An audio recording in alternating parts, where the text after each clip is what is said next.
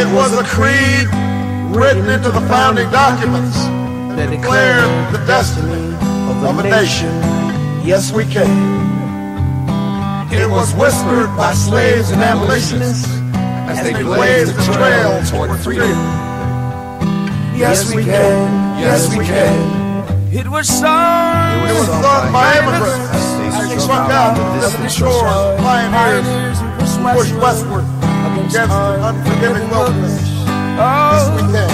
Yes, we can. It was the call of workers organized, women who reached for the ballots, a president who chose the moon as our new frontier, and a king who took us to the mountaintop and pointed the way to the promised land. Yes, we can to justice and equality. Yes, we can. Yes, we can. Yes, we can. Yes, we can. Yes, we can. Yes, we can. Yes, we can. Yes, we can. Yes, we can. Yes, we can. Yes, we can to opportunity and prosperity. Yes, we can to opportunity and prosperity. Yes, we can heal this nation. Heal this nation. Yes, we can repair this world. Repair this world. Yes, we can. Yes, we can. Yes, we can. Yes, we can. Yes, we can. Yes, we can. Yes, we can. Yes, we can. From WBRN Radio and on the Boston Red Network, the title of our episode, Civility. Civility has left the building. That was an old marker from Elvis has left the building. Well, civility in American politics has long since left the building. We're on the 26th of June, 2018. Civility started to leave the building in the Reagan administration, and then, of course, when we had the election of George H.W. Bush, the man out of South Carolina ran attack ads against our own Professor Dukakis. And they brought in William Horton. Now, they call him Willie Horton, but those of us that were familiar with the family, his name was always William Horton. William Horton had went out on a furlough program in the Commonwealth of Massachusetts and committed a crime. And he's still in jail today. But that was not the issue. That was the beginning of the so-called culture wars. The culture wars were at that time a racist war. The Republican Party opted in 1968 to run their Southern strategy. Kevin Phillips, you can read his book. He brilliantly documented the Southern strategy and in political science in the 60s. We, of course, all read his book and into the early 70s, 40-plus years ago. But it still exists today, and its ugly head reared in the campaign against brother John Kerry when he was running for president in 2004. They used a swift boat. But again, that was the same type of situation where they used propaganda against a candidate who was a decorated naval hero. And they were able to persuade enough people with some sleight of the hand from Blackwell out of Ohio to win that re-election for G.W. Bush. Of course, G.W. Bush caused a depression, and he left, as they say, not in the highest order. But prior to that, G.W. Bush in 2000, literally, and his cohorts stole an election from Albert Gore of Tennessee. Albert Gore won the popular vote, and he actually would have won the electoral vote had it not been for Florida. Now, when you talk about civility, there were plans by the late Billy Graham and others to mass protests in Washington and around the country to protest the outcome of the election if, in fact, GW came up on the short end of the stick. GW's staff, his numbers crunches, his psephologists had informed GW that he had lost the election. Yes, our model Jerry Pippin and I were talking, the late great Jerry Pippin, about that race that Albert Gore had won the race. Several networks had projected that situation, but your models and any type of other projections of a very, very close race cannot guard against outright voter theft. And that's what you had in Florida. At the time, Florida was under the administration of Jeb Baby Bush. He's since faded from the horizon. His political career was done in by DJ Trump, known as Low Energy Bush. So he went from being Baby Bush, crawling around, causing a ruckus and stealing elections, to Low Energy Bush, to we don't know. I guess you'd say the opposition of DJ Trump. But this is against the background in which we now find ourselves. And in 2008, the racist campaign run against Barack Obama first by Hillary the Monster Clinton, and later by the old man John McCain and Sarah Palin in particular, was Civility. Now, understand, these people were out protesting, hanging, and the whole birth certificate fraud, that was the beginning of quote-unquote fake news. Why? Because people wanted to believe it. And the state of Hawaii had certified Barack Obama was born in Hawaii, period. And states do that. If you get a birth certificate from a state, it is the law. Doesn't matter. You could be born Jack in the Box. If you Jack in the Box was born in Connecticut, Jack in the Box is a citizen of Connecticut. The birth certificate is verifiable, or you can get a passport based on the birth certificate, period. But this rumor went around. Why the rumor? Well, the rumor was to delegitimize Barack Obama. Barack Obama won that election. He carried Indiana. He carried North Carolina, places Democrats had not carried in many, many years, since LBJ, I believe. I'm not sure if Bill Clinton carried North Carolina or not. But nonetheless, the political landscape had changed. We came in here with Yes We Can, a positive song that was made fun of by reactionaries, such as the same people were making fun of the Women's March. And on Friday Jobber, we always have LaDonna and her speech, to an edited portion of it, to the Women's March. And it is significant political development there. And no one can deny the veracity of that particular situation, the Women's March, that is. So we go now to 2018. You'll hear when we go out of here a speech by Maxine Waters, representative from South Central Los Angeles, speaking to her constituencies. When Maxine Waters was elected to that post, I believe that post was held by Augustus Hawkins. He did hold it one time of the Humphrey Hawkins Employment Act. They have the Humphrey Hawkins hearings now. The late Senator Hubert Horatio Humphrey of Minnesota and the Representative Augustus Hawkins of Los Angeles. That was at a time positive things were getting done in the U.S. But nonetheless, the constituency has changed now. In places like Compton and South Central, a substantial number, and in some instances a majority, are now Latinos. The same people that are being abused at the border, that are trying to come into the U.S. Now, obviously, there for many reasons people are coming.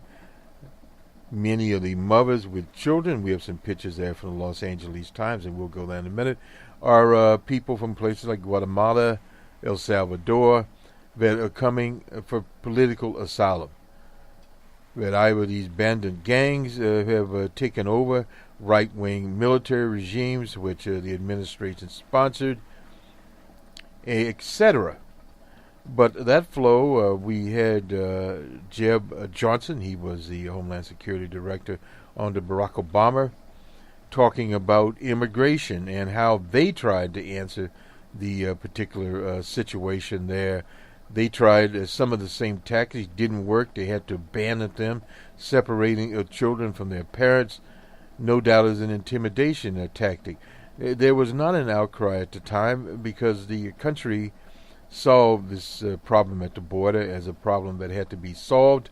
And, of course, Barack Obama went into the record books as deporting more people than any president at that time, much more than G.W. Bush. Thus, that was the only immigration policy they had. Senator McCain worked tirelessly and some others to get an immigration policy, never was able to achieve it, and that is where the U.S. stands today. This zero tolerance program of D.J. Trump sounds good on paper, but it just does not work. Why does it not work? Because they don't have the facilities to house the people that are being taken in on a zero tolerance. They don't have the jails. They're trying. They're going to build more detention facilities, probably, but it does take more than 2 days to build those. And they're setting aside Camp Pendleton and another camp, I believe, in Texas, and they were talking about Arkansas. It doesn't matter. Those things are filling up very quickly. So thus, the zero tolerance program is on hold now, and that just basically means D.J. Trump's whole scheme that's brought on these protests. But Maxine Waters talks about confronting these Trump officials in restaurants, service stations, wherever they can find them out there. But there is a problem in that. Those of us at this mic we don't recommend that people not do them, but we are opposed. And the reason for that is if you go after Huckabee Sanders individually while she's having a meal, and looking at Huckabee Sanders, she doesn't eat too many meals. But the whole point there is you take it from where the ball should be. And we follow soccer or football. The ball should be going towards that goal. And it's working beautifully now at this point. D.J. Trump has been like his predecessor in this, Bull Connor, turned from a bull to a steer. Why? He just simply does not have the facilities to jail people at this point in time. So if you can't execute zero tolerance, he's being placed on O.T. Leo's free strike rule, and he's struck out. And if the immigrants keep coming, it doesn't matter. He can designate as many military bases as he wants, but people will just fill those military bases up. They've already filled up county jails, etc. These for-profit organizations will spend millions of dollars, for-profit prisons, that Barack Obama decided to cut out of the loop, but it will cost millions of dollars to house these people until they get their hearing. It doesn't matter if they are housed for 20 days or 10 days, they're housed. And the system now is at overflow. It's just not designed to do this. And the children, as Maxine Waters said, many of them have been separated. The parents have returned outside of the U.S., but the children, they don't even know where they are. So in other words, that's a highly disorganized effort. And that has plagued this administration because the general staff itself is ideologically strong when it turns to be ultra-right, but organizationally weak. And they do not have the material wherewithal to carry out any policy. An example is the so-called tariff program. When you execute tariffs, period. Whether it be 5%, 10%, etc.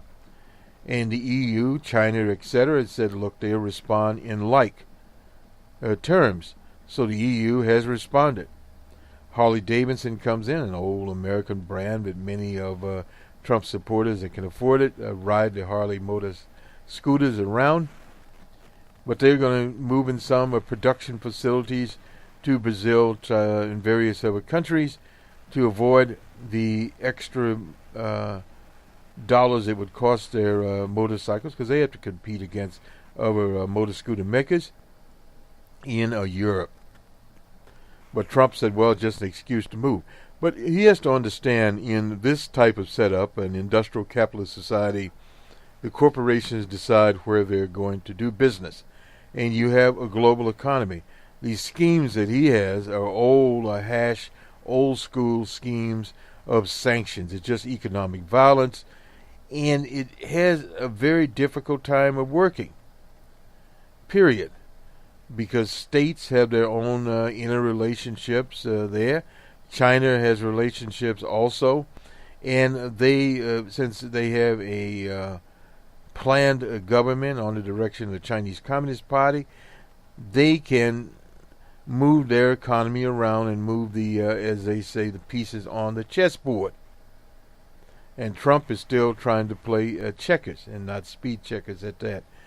So this whole situation is the places where DJ Trump will be hurt is on these trade policies. The trade policies that cause economic chaos and building and businesses like Civility. It's not Civility. They've been able to cover up some things, manipulate the petroleum market via Saudi Arabia, but you can only do this so far in the scheme of things. You can manipulate the price by them pumping more petrol, but you still have other kinds of problems coming about. And this is the same problem with DJ Trump and his jobs. The old model of supply and demand is not working because of the kind of ideology that DJ Trump has. The employer now has the basic four aces in their hands. So thus the workers don't have mechanisms to demand fair wages. The fight for 15 is out there and it's moving along, but at the same time DJ Trump has taken an all-out assault on federal workers, throwing them out of buildings, rewriting their work rules. All of this deteriorates the whole situation. And in a global economy, these deteriorations are pronounced. So you can have 3.5% unemployment with virtually no increase in compensation, and that is what hurts DJ Trump more.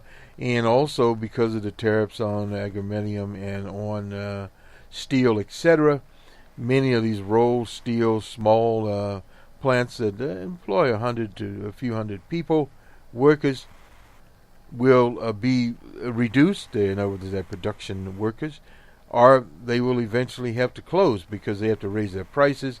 And will people buy their steel, or will they go to other providers?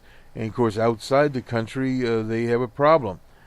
They sell many of these gadgets, we'll call them, to other countries outside. So this is where the whole situation stands. It's not about civility. It's about the economy. Yes, Trump can go to South Carolina and a governor there, but at the same time his polling numbers are dropping. We'll get to that in a minute. And let's leave this and go to the LA Times, part of our report. Excuse me. Let's get to battle for the U.S. Congress now. There are some seats up. In New York, a convicted felon is running. That's not unusual. Voters in Colorado, Maryland, South Carolina, Utah, Oklahoma, and Mississippi will select competitors for the general election. In Maryland, our own Mr. Justice is running, is running there for governor. And that's out on Staten Island, where this criminal that just got out of jail, Grimm, is running, a former FBI agent that figures. Once threatening to toss a reporter, went out of a window. Well, anyway, he's running out there.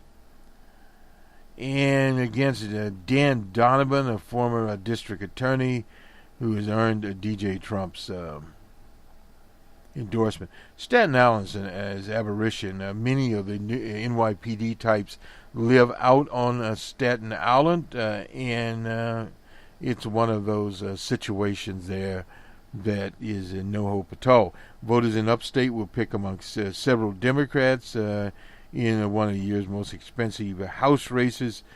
That's up there. John Fesco is considered vulnerable in November. His potential challenges have collectively raised $7 million. In Colorado, Mike Kaufman is a Republican in a district that Hillary Clinton carried, And the endorsed candidate is Jason Crow, an Iraqi war veteran backed by the party, the National Party, faces Levi Tillman, who is endorsed by Our Revolution, a group, of course, by Bernie Sanders. Tillman earned attention this month with an anti-gun violence video in which he blasted himself in the face with pepper spray. Oh, well. In South Carolina, this is where Trump endorsed somebody named Henry McMaster, who is in a tight fight with John Warren. The winner will run in November. Voters pick Senate candidates in states including Utah, Maryland. Analysts say Democrats face a steep hill trying to take the chamber as they're defending seats in places like Indiana, Montana, North Dakota.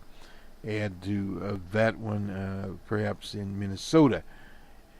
Mitt Romney is favored out in Utah. Chelsea Manning is running in Delaware against, who has it been, Cardin. Nonetheless, that is out there. Let's go to the LA Times so we can finish up this part on immigration. Border Patrol to stop handing over immigrant parents for prosecution, but once they win, families will be reunited. This is in the Los Angeles Times here. Hennessy Fisk, Molly Hennessy Fisk. Anyway, Border Patrol has stopped handing over parents to the Justice Department for prosecution when they are caught crossing the border. The head of the Customs Border Protection Agency said. The statement by Kevin Alenium, anyway, marks a significant, if temporary, step backwards for zero tolerance. We talked about that. The administration has pursued the last 2 months, which led to more than 2,000 children being placed who knows where. I directed temporary suspension of prosecution for families in that category while we work through the process. We can maintain family unity while enforcing prosecution efforts. I'm not sure how he's going to do that. We hope to find a way to resume it quickly.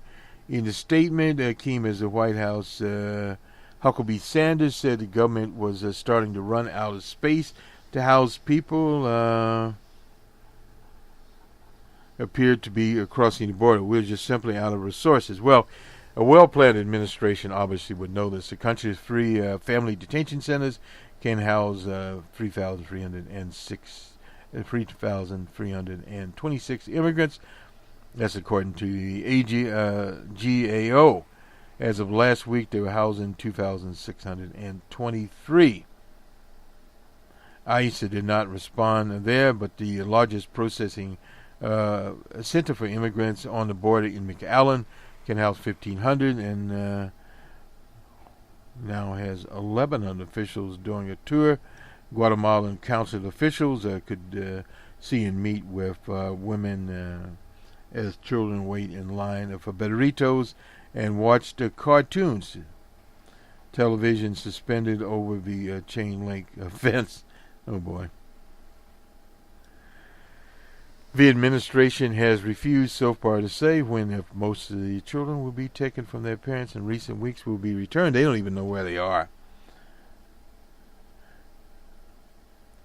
The fate of considerably large number of children. And this is what brought upon Maxine Waters' whole situation there. Ablix expressed concern that the government may have difficulty figuring out which children belong with which parents, period. I suppose they have barcodes on them, who knows. The 2,053 separated minors in custody. Lawyers working with parents to find their children say they have faced confusion, often an unresponsive bureaucracy. Advocates for immigrants say that in some cases parents separated from children and detained while awaiting a hearing on a claim for asylum are being given a choice. If they want to see their children, they must withdraw their asylum claim, and that is totally illegal, a denial of due process. They went in and told the parents, if you sign this, you get your children back. That's according to Jody Goodwin. She is an attorney representing the children. She's one of 10 voluntary attorneys in Port Isabel Detention Center. That's in Rio Grande Valley of Texas.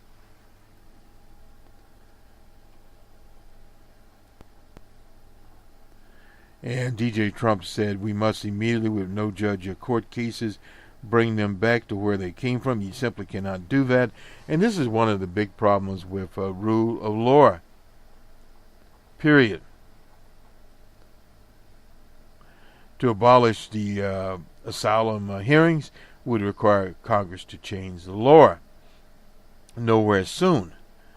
One of the cases filed by the Texas Rio Grande Legal Aid in federal court in Washington argues that the government was separating children from parents to punish the parents. No doubt about that. And these tactics have been used before by the government. They are definitely illegal. They're denial of due process. And just because you're an immigrant does not mean you don't enjoy constitutional protections. You don't have citizenship, but you have constitutional protection. Dana White confirmed that the military has been directed to build tent bases in the two Texas areas. Will be built at Fort Bliss in El Paso and the Mexican border, and at Fort Goodfellow Air Force Base near San Angelos. That's in central Texas. The Goodfellow will hold children. This is one of the better reports here coming out of Los Angeles, which they have an interest in it. Goodwin said none of her clients have been reunited with their children. And this is what it is all about after visiting Fort Isabel. Elizabeth Warren comes in. The case here said she's seen no evidence of family reunifications. She said she spoke with 9 women. In each case, they were lied to. And this is part of the problem. These lies and situations are not doing any good at all. Period. Here, and it's beginning to be seen through. These sleight of the hand tricks are just simply not working. And advocates are also trying money to prevent parents from being deported without their children. Several lawyers there, Ruby Powell being one, were helping a 24-year-old Honduran father detained near Houston and due to be deported soon without his 6-year-old daughter, who has asthma and being held in a shelter in Arizona. Or at least she's in Arizona. The pair were separated after they crossed the border illegally last month. The man was allowed to speak to his daughter, has not been allowed for 3 weeks, and only after he has signed paperwork agreeing to be deported. You can't deport a person under, but seeking asylum under duress. And these people, although they're being deported, will have a case that can be heard. And this is part of the problem here. And another one out of this is Sarah D. Wire. Resistance too far. Pelosi tries to tamper down progressive public shaming of officials. Obama, and we've already talked about Representative Waters, who is an all-American hero like O.J. Simpson. The Democrat debate is not unlikely the one raging on a weapon to openly call for the impeachment of D.J. Trump. That is both a strategic and a tactical situation. Discuss this administration policies, organize, donate, volunteer, vote. And that is more important. Chuck Schumer went forward on the Senate floor saying that copying the president's abusive tactics isn't the answer. And no doubt about that. The clean hands policy is the best policy here because the children and pictures of the children, I'm not talking about ones from 2014, are the most clear indicators. Now, a lot of other people said the escalation is justified because the normal routes of protest don't seem to have any effect on the administration. That's Marlowe College of Political Scientist Melissa Michelson. Michelson said that there is always a chance that the undecided voters will be turned off by such aggressive tactics, or the Republicans will be inspired to counteract it. If you're a Republican, you're a supporter of Trump, you see the team being attacked, then you want to come out and defend them. But National Democratic strategist John Bona said few voters are likely to be swayed by whether a cabinet member gets to finish a meal or not. These incidents may drive chatter within the Beltway and within reporters. Well, the situation is they're normally not reported on, period. Protesters chanting "shame, shame, shame" drove Nielsen from a Mexican restaurant. What the hell is she doing there? She's the Homeland Security person. Heidi Haas is co-director of the Credo Action, which led the action at Nielsen's house, said protesting outside an administrative official's house is not outside the realm of what's seen absolutely necessary at this point. Well, there are different tactics for different people. We'll start looking at some of the polling here. Let me just go and we'll do the sports. We'll go to Clear Channel. And we'll get these polls in here very, very quickly. There were a number of polls out.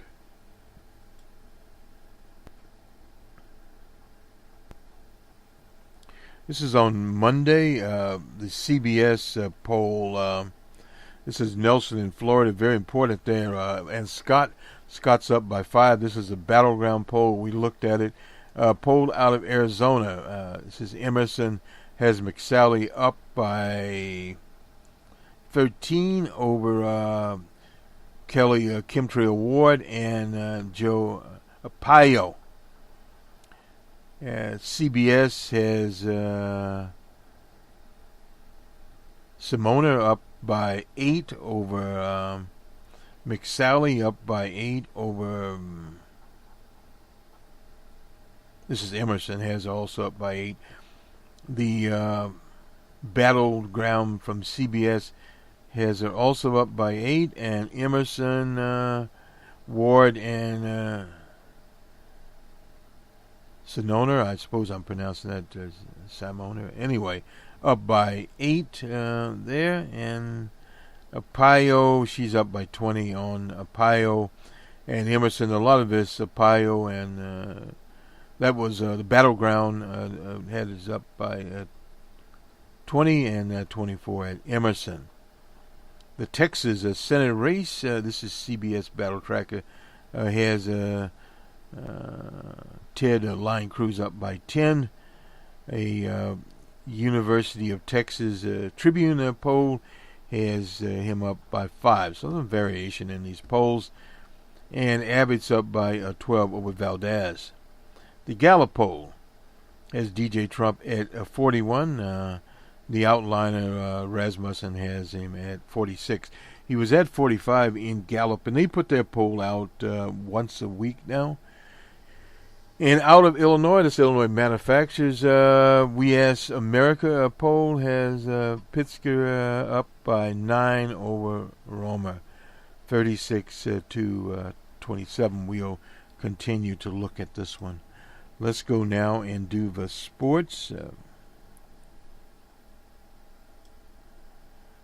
And we can talk a little World Cup here. Didn't look at our time. We'll let you hear just a little bit of this about Ronaldo and Portugal. They survived Iran, I believe 1-1. Or was it 1-1 or 2-2? We'll get it in a minute here, the actual score. But here we go. We'll just listen to just a little bit of this, if we can. And that, Indeed. which was a penalty, because again they went too far, which was super busy, but they went too far. They got it right, but they just came under pressure, and they're rarely going to dominate teams.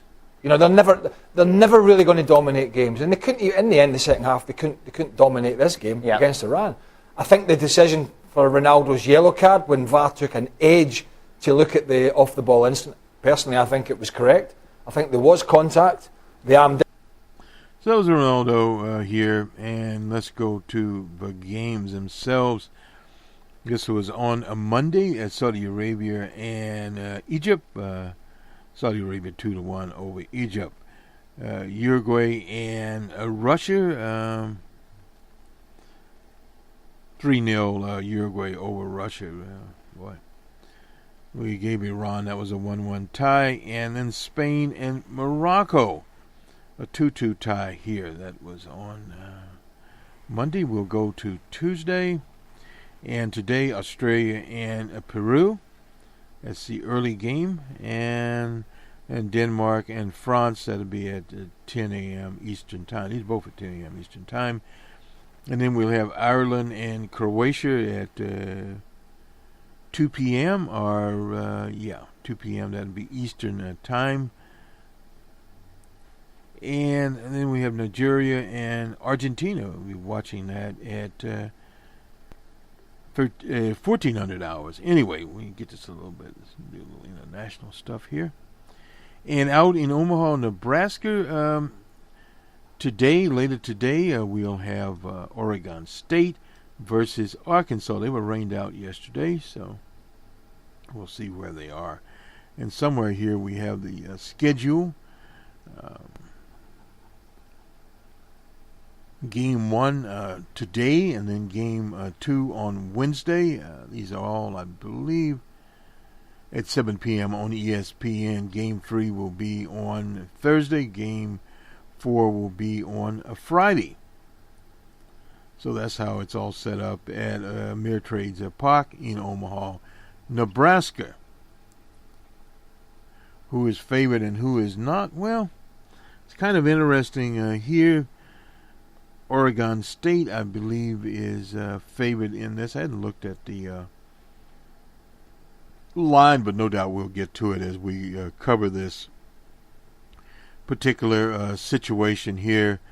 Arkansas has been beaten in 3 games. And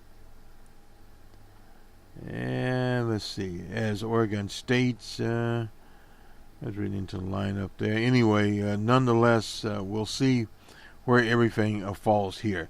Let's do Major League Baseball, something that we know. The Athletics of Oakland were in the Motor City. The Athletics 5-4. The Angels were in Kansas City and were shut out by the Royals 2-0.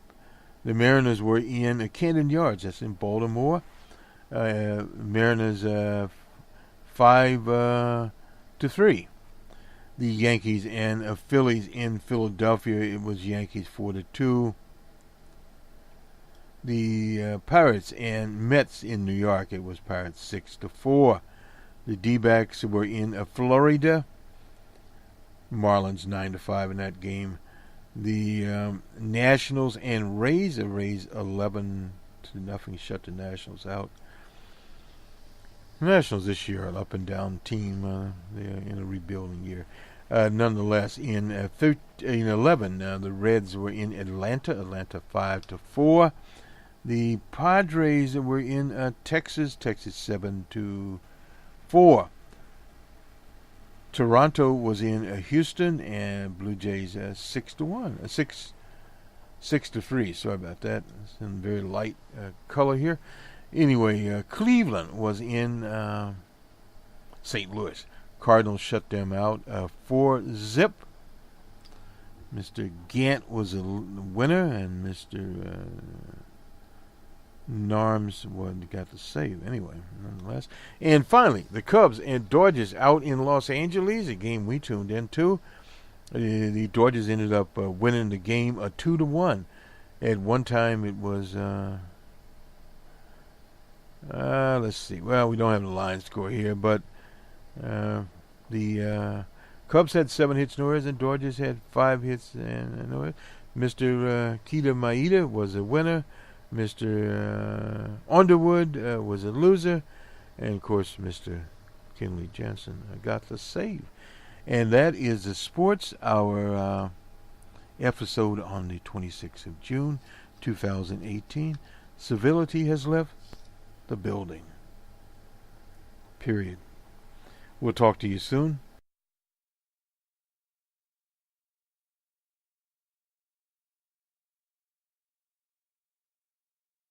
president long enough. What more do we need to see?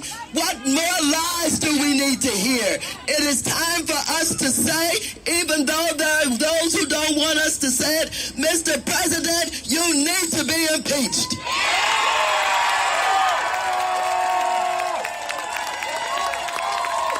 He has done more than is needed to be impeached. But putting this on top of all that he has done, his alignment with Russia and Putin, his love of the dictators of the world, how he has not said one word about the fact that they've tapped into our DNC, underlined our democratic process. He's not said one thing about it, but he can wrap his arms around another dictator, Kim Jong-un, and tell us we ought to swallow it. We're through with you, Mr. President. We're not going to swallow it. We're not going to swallow it. You have disrespected all of us. You have violated all of us. And now you have sacrificed our children for your aims and your goals just because you want to build a wall. Mr. President, there will be no wall built on the back of these children. You lied and you said you were going to make Mexico pay for it. They're not going to pay for it. We're not going to pay for it. You're going to find these children. You're going to reconnect them with their families, and we're going to get you out of office. Ladies and gentlemen, I thank you so much for coming out here, because history is not going to be kind to this administration. But we want history to record that we stood up, that we pushed back, that we fought, that we did not consider ourselves victims of this president. History will record that while he tried to step on all of us, we kicked him in his rear and we stepped on him. And so the president who lies all the time, who will change on the drop of a dime, the president is watching what is going on, and the only reason he came up with this fake initiative of his is to try and say to the people that he's seen come out in huge numbers, okay, I'm sorry, I'm scared, I'm going to back it up, but he didn't back it up enough. He didn't back it up enough, because that initiative that he's put out does not define how they're going to connect these children with their parents. They don't know where our children are. They don't have numbers or identifications where they can connect parents. And some parents have been deported and their children are still here somewhere. That's unconscionable.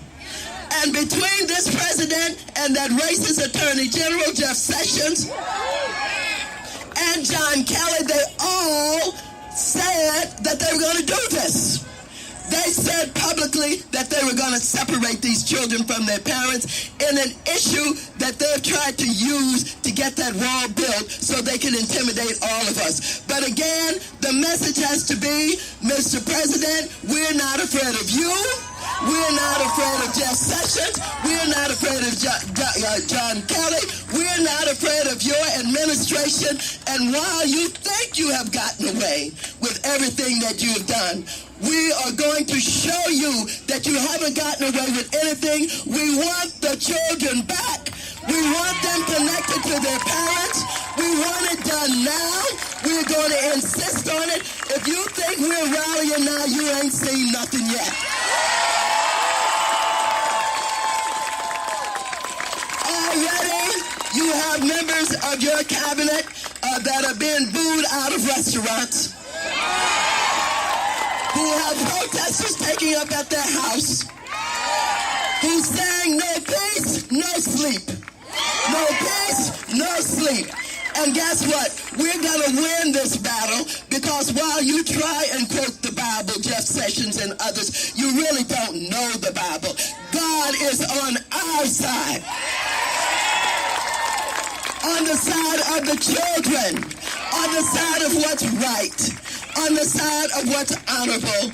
On the side of understanding that if we can't protect the children, we can't protect anybody. And so, let's stay the course.